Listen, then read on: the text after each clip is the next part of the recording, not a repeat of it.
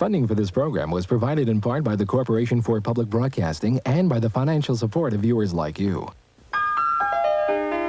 Reach for the speed, reach for the whistle, go where the rail may run. Reach for the words, reach for the story, follow the rainbow sun. To a shining time station, where dreams can come true, waiting there for you.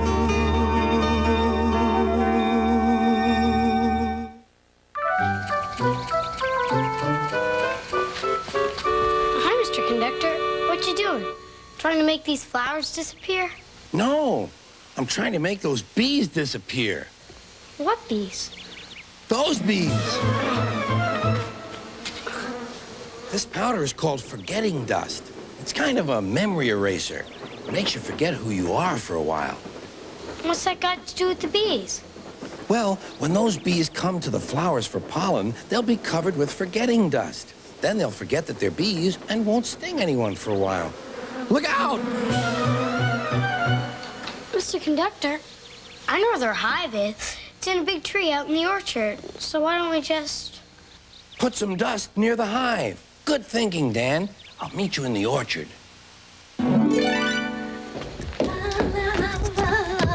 Try to remember. Look at these. Ah. Oh. Oh. Oh. Oh. Oh. Where am I? Oh, what? What? Who am I? Where? Oh. Oh. Oh. Oh.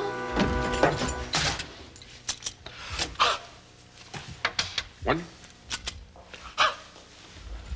two, Oh, excuse me, sir. Who are you? three. I'm fine. How are you? No. Oh, who are you? Who am I? Where are we? I'm sorry, but I don't remember anything. Oh, excuse me, ma'am. Ma'am? Is that my name? Is it ma'am? Oh, I don't really know. Can you tell me if the Rainbow Sun is on schedule? The rainbow what? You know, the train. Well, this is a train station, isn't it? It is? Listen, pal. The train, the express is running. It's right on time. It'll be here in about 4 minutes. Oh, okay, thank you. You're welcome. How did you know that? How did I know that? I looked at the board. I looked at the clock, and then. Oh. Hey. Huh? Are you kidding? No, I'm not kidding. My name is ma'am. Let me get this straight. You don't know who you are, and you don't know who I am? No, I'm sorry. What did you say your name was?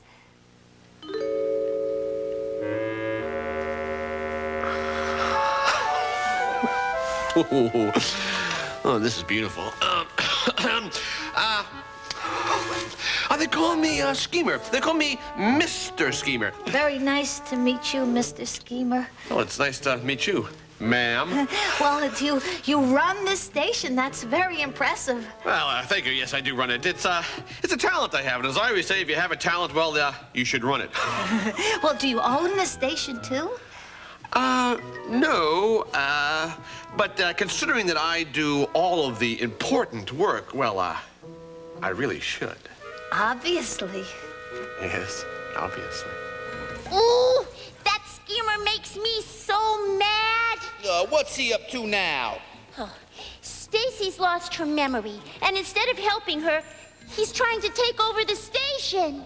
Yeah, that's really rotten. But look on the bright side, Dee Dee. Like what? Well, think how much trouble he's gonna be in when Stacy gets her memory back. Yeah. Yeah. Oh, thank you for everything, Mr. Schemer, but I have to go because I have to try to find someone to help me to... Whoa, Miss Jones, Mr. Jones. I mean, ma'am. There's no reason rushing off and stressing your mind and trying to remember things. Well, why don't you just stay right here and enjoy not remembering things? And, well, I'll see if I can find someone that can help you. Oh. Bye. Bye. What a nice, thoughtful man. Oh. Hi, Aunt Stacy. Who? Aunt Stacy. You know, you. Oh, I'm sorry, but I think you've got the wrong person. My name is Ma'am. Did you smell this flower? Yes! I remember doing that. In fact, that's the first thing I do remember. Oh, boy. You better sit down. Oh, tell me, do I know you? Of course you know me. I'm your nephew, Dan. Oh, well, hi. Nice to meet you, Dan. Hi, Dan. Hello, Stacy. Ah! Oh, little man! Aunt Stacy, come back. It's only Mr. Conductor. You don't have to be afraid of me. My name is Mr. Conductor, and I've known you since you were Dan's age. I knew your parents when they were Dan's age. I live here in the signal house on that mural. Really? Truly? Oh, come on, Aunt Stacy. You've got to remember Mr. Conductor. You two are friends. You take care of each other, like the time he caught a cold. Well, tell me about it. Maybe it'll help me remember. Well, Mr. Conductor was sneezing and coughing.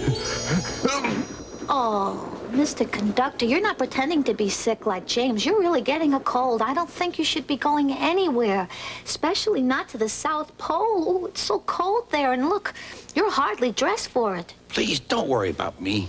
So you can take care of yourself, like Little Sneezer? And who, may I ask, is Little Sneezer? Have you ever seen one of these? It's a pop-up book. When you open it, something unfolds in the middle. Ooh. Stacy, I have an idea. Why don't you tell the story and I'll supply the pictures? Well, that's a good idea, Mr. Conductor, but you'll have to listen very carefully, because this is a story about catching a cold and what happened to Little Sneezer, because he thought he could take care of himself. He was the toughest kid in these here parts. He was the master of all martial arts. His hands were fast, his feet were quick. There wasn't a kid he couldn't lick. He was one tough dude, but please take note. He refused to button his overcoat, or wear a hat when the wind blew cold, or put on galoshes when he was told, "That sissy stuff, it ain't for me. I wear what I want. I gotta be free." So off he trot into all sorts of weather, the front of his clothes rarely coming together. Stomping through puddles, he scared half the town. But there are some little dudes who he couldn't put down. They're smaller than ticks or flies or worms. They're mean, they're evil, they're nasty, they're germs. Just looking for kids with an unbuttoned coat to climb up their chest and jump down their throat. The more and more they come marching in, with a slam to the head and a wham to the chin. They knocked him down, they laid him low, and soon he had no strength to go. The only running he was able to do was from his nose unto his shoes. They squeezed his neck, they clouded his head, and threw him back upon his bed. But how did he take it? I leave it to you. With nose of red and hands of blue, he went ka-ching, ka-choo. So what if I got a whatty nose? I still ain't wearing all them clothes. I think it's time I told you about Thomas the Tank Engine. Thomas is a tank engine who lives at a big station on the island of Sodor. He's a cheeky little engine with 6 small wheels, a short stumpy funnel, a short stumpy boiler, and a short stumpy dome.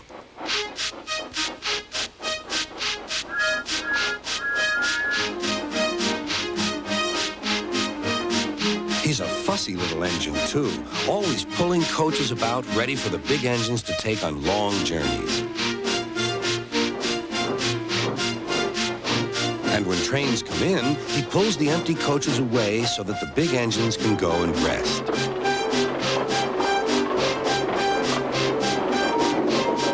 Thomas thinks no engine works as hard as he does. He loves playing tricks on them, including Gordon, the biggest and proudest engine of all.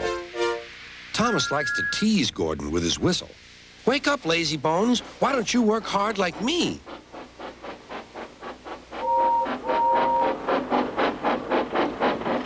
One day, after pulling the big express, Gordon had arrived back at the sidings very tired.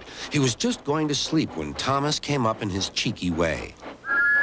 Wake up, lazy bones. Do some hard work for a change. You can't catch me. And off he ran, laughing.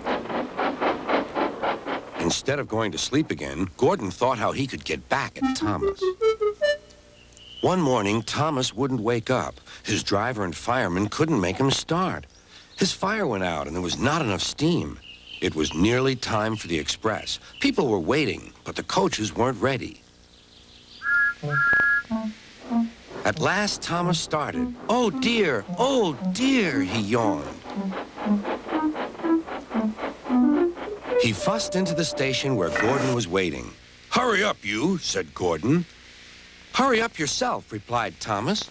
Gordon, the proud engine, began making his plan to teach Thomas a lesson for teasing him. Almost before the coaches had stopped moving, Gordon reversed quickly and was coupled to the train. Get in quickly, please, he whistled. Thomas usually pushed behind the big trains to help them start, but he was always uncoupled first. This time, Gordon started so quickly they forgot to uncouple Thomas. Gordon's chance had come.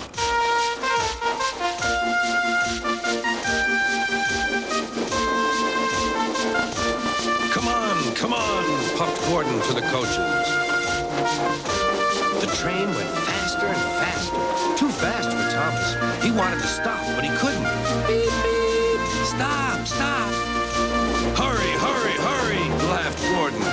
You can't get away, laughed the coaches.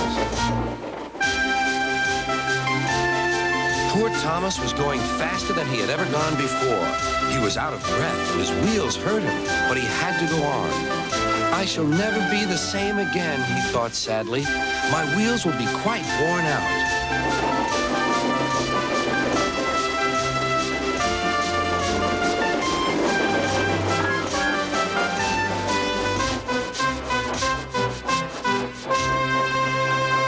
At last, they stopped at a station.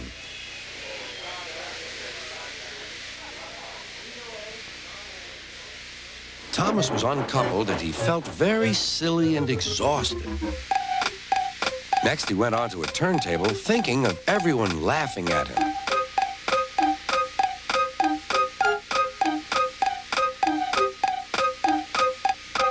And then he ran onto a siding out of the way. Well, little Thomas, chuckled Gordon, now you know what hard work means, don't you?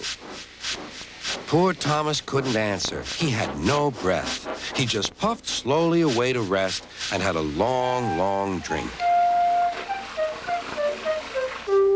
Maybe I don't have to tease Gordon to feel important, Thomas thought to himself, and he puffed slowly home.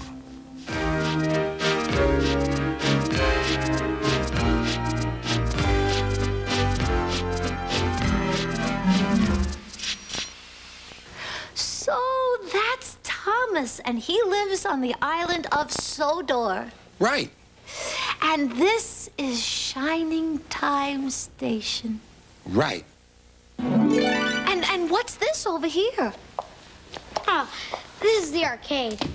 Schemer's arcade. Oh, Mr. Schemer, you mean. I think I met him. He's a very responsible and hard-working man. That doesn't sound like Schemer, Aunt Stacy. He hardly ever works unless he's working on some crazy plan of his. What kind of crazy plan? Well, like the time he brought in a robot to help him out, and everything went wrong. Schemer was trying to sell things to some tourists, but the robot gave everything away. What happened to the robot? Schemer gave him away to Barton Winslow, so the robot would work in Mr. Winslow's general store. Well, that doesn't sound like the schemer that I met. The man I met was very kind and thoughtful and considerate. You really have lost your memory, haven't you? Who works here? You do. This is where you sell train tickets and give directions and... And you keep the train schedules up to date and help people. I do? I mean, I help people?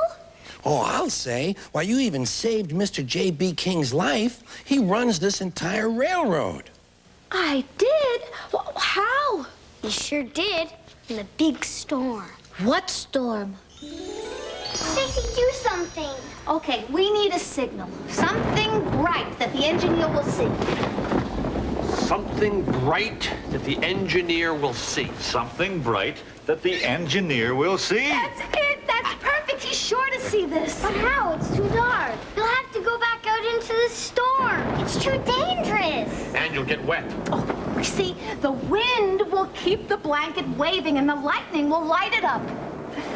We'll let the storm help us. Yes, and I'll need your help too, Billy. Come on, there's not much time. Okay, hurry up. Careful. Come on, kids, let's go see the action.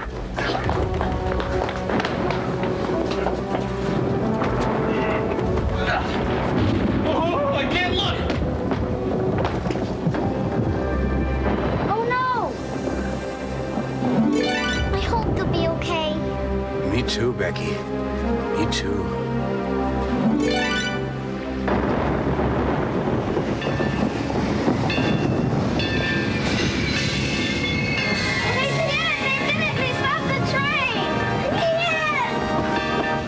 I knew we could do it.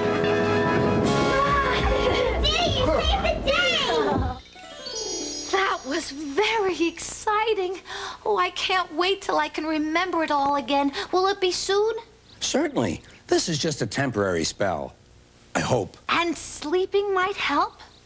It might. Well, then maybe I should try to take a little nap. Huh? Good idea. We'll leave you alone for a while.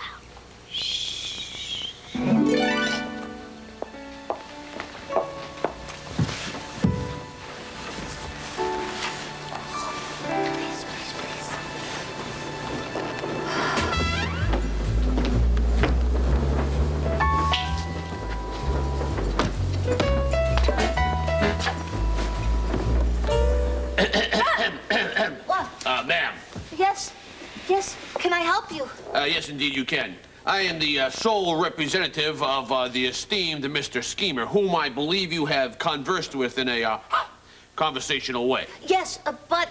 Yes, well, but I intend, or I should say that my client intends, that he understands, therefore, because of the reason that I have set forth without saying so, that you intend to make him the sole proprietor, because of his honesty, of this particular station which I am now speaking about, which I've just finished saying. Therefore, that was what I was said. Yes, but he said... No, I said... No, wait, I can't remember. Yeah, that's okay. It matters not.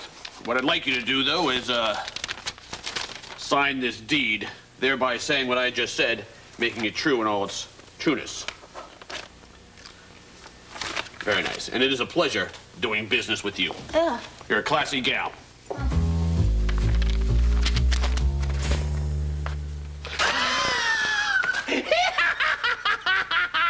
At last, Shiny Time Station is mine! It is all Schemers! She signed it, ma'am? She signed it, ma'am? Your name is Miss Jones, Jonesy. Your name isn't ma'am. I was kidding about the ma'am. Oh, Dan, I couldn't sleep. What is this place? This is Billy Two Feathers' workshop. Billy Two Feathers. Do I know him? Sure, everybody does. Wow, what's he like? Well, he's really nice. But he sort of frightened me the first time I met him. What happened? I'll tell you about it.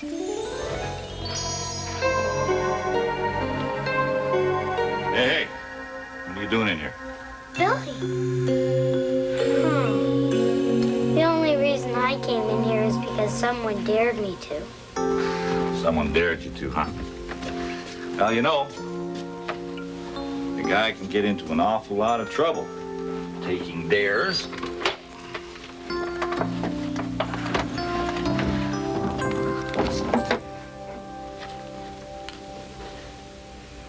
It's a flute.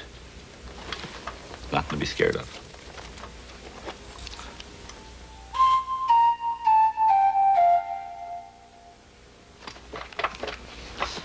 In my tribe, it's a tradition for a man to carve a flute to make up his own special song.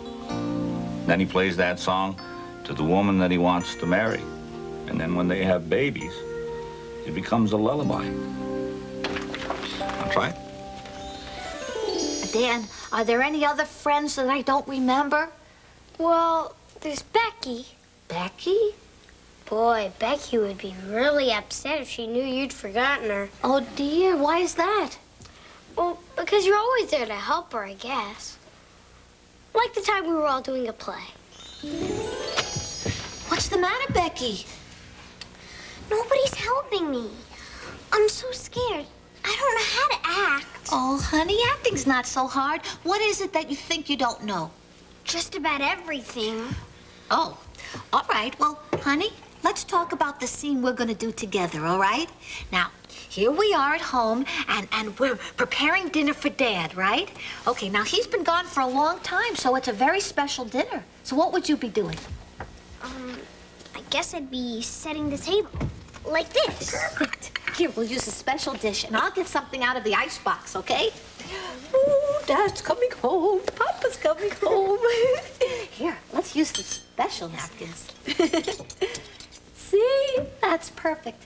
When you pretend to be someone who lives a different life than you, that's acting. And then there's Kara. You must remember Kara. Oh, that name does sound familiar. Who is he? Kara is a girl. Let's see. She interviewed you once for a newspaper we were writing. Really? Oh, I wonder what I said. You know, I think your readers might be interested in the history of Shining Time Station, Kara. Did you know that my grandmother, Gracie Jones, was the first station manager here? And boy, did she have stories to tell. Oh, let's see. My favorite. What wonderful memories I must have had. I mean, will have very, very soon. Very soon, Mr. Conductor said. Now, Dan, tell me about this person's schemer. Does he wear a dark suit and a white hat and red sunglasses and a funny mustache? No. But that is the way he dresses when he's pretending to be his own lawyer. That sounds familiar. Is this his? Yeah. What is it?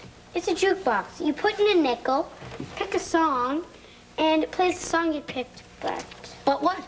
Well, sometimes it plays on its own, or it doesn't play the song you picked. Do you have a nickel?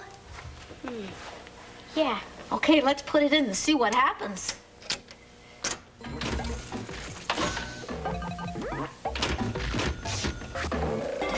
We've got to play something to help Stacy. Any ideas? Well, how about something country, like I forgot more than you'll ever know about her? Or I forgot to remember to forget. I heard it might help if Stacy just got some sleep. Dee Dee, baby, you are not only beautiful, you are brilliant. Let's play a lullaby.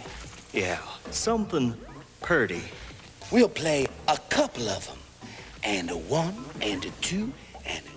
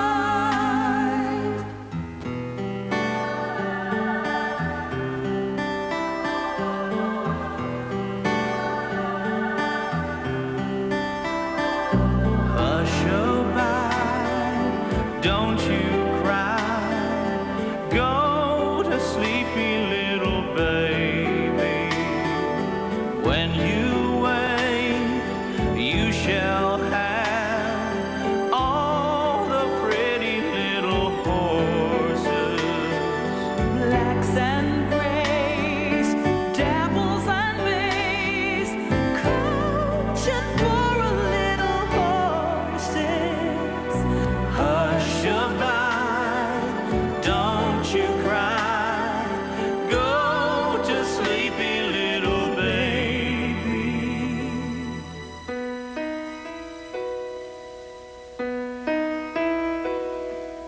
Golden slumbers kiss your eyes, smiles awake you when you rise.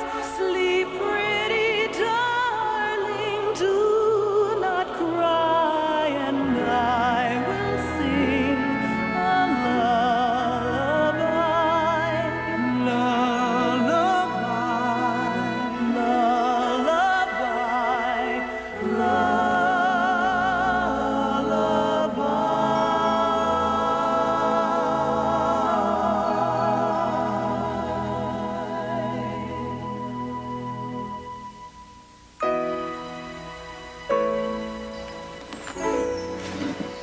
Oh, Dan. Mr. Conductor. Gee, was I sleeping long? Look what time it is. The Rocking Horse Special is going to be here any minute. You know, I was having the funniest dream right now. Well, it was kind of a dream. It was a dream about memory. You know how important it is to remember who you are and who your friends are and what your dreams are. Does any of this make any sense? Absolutely, positively. Like he said. Uh-oh.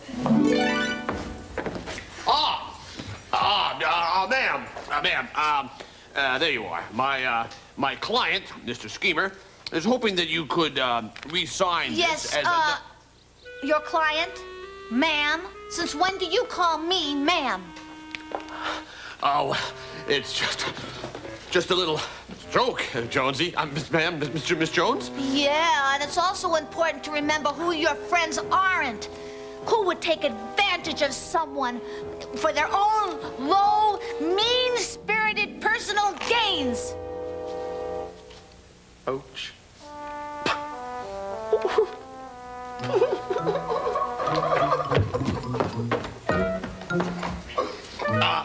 I take it that means you are declining my client's offer?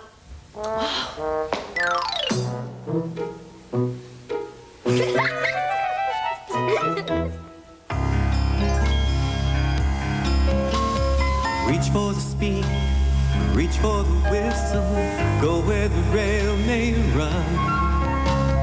Reach for the words, reach for the story, follow the rainbow sun. To a shining time station, where dreams can come true, waiting there for you. So much to see, so far to travel, so much to learn to know. Friends by your side, hopes to hold on to, who knows how far you'll go. To a shining time station, where dreams can come true,